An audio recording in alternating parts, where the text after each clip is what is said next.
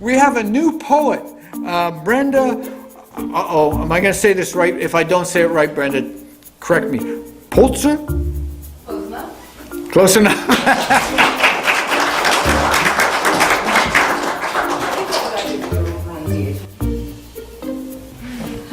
Okay, so I'm not ready for this. Matthew and I came for the first time in October, and before, so it was discovered, and I'm allowed to drag this out. Billy already told me there's no hook, so I'm going to take my time and settle in.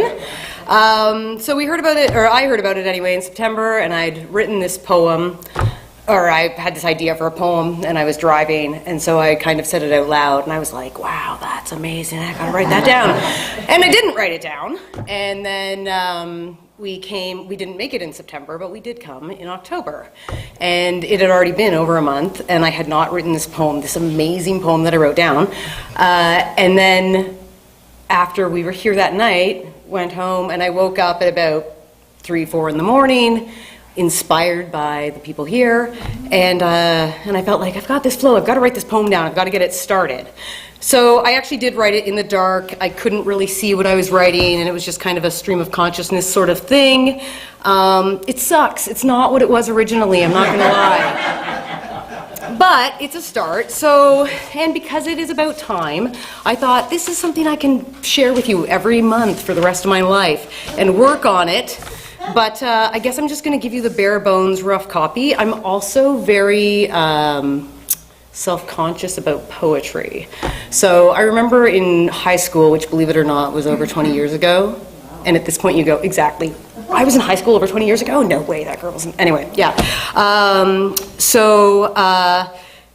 remember going to a girl's house, and she had this poetry just sprawled out in her room, and she encouraged me to read it, and she was, and it was just like this, I was like, how do you know that's good? How do you, and it was totally overwhelming to me.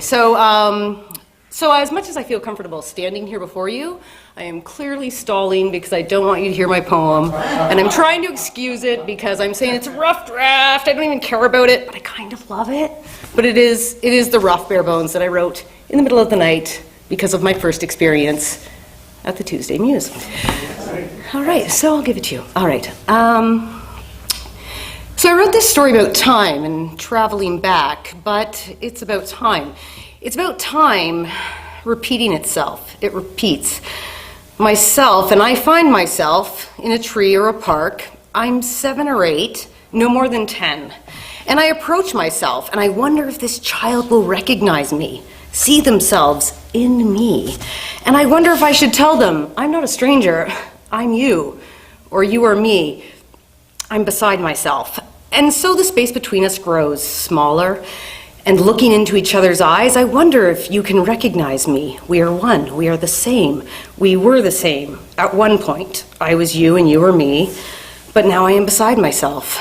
And I wonder if this person can see who, me, them, us, and I am beside myself. And as I look directly into eyes I am sure were mine, I realize I am unsure. I do not recognize myself, and I am beside myself.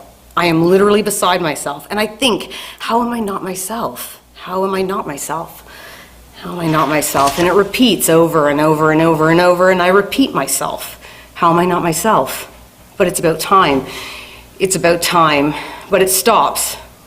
I guess that's where it stops, or ends, or just stops. I am beside myself. How am I not myself? It's about time.